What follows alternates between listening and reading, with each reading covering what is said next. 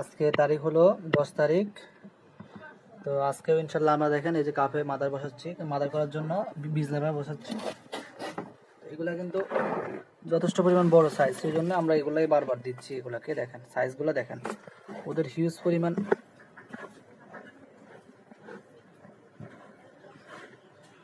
ওগুলো কিন্তু লুকে থাকতে পছন্দ করে ওরা, দেখেন এই যে বীজ লার্ভাগুলো।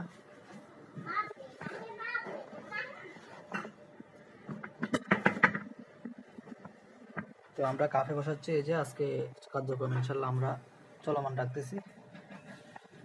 তো যাদের নিউ মাদার প্রয়োজন তারা আমাদের সাথে যোগাযোগ করতে পারেন, যাদের বীজ লার্ভা প্রয়োজন তারা আমাদের সাথে যোগাযোগ করতে পারেন। ইনশাল্লাহ আমাদের কার্যক্রম চলবে।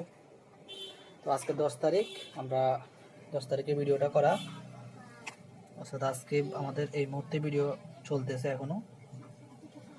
তো বিটল পোকা মূলত কেন চাষ করবেন? বিটল পোকা মূলত আপনার যে খামারের যে প্রাণীগুলো আছে তাদের প্রোটিনের চাহিদা, ক্যালসিয়ামের চাহিদা, এবং এটা উচ্চ প্রোটিন সমৃদ্ধ একটা খাবার, যার ফলে আপনার যে পোষা প্রাণীগুলো আছে তারা সুস্থ থাকবে।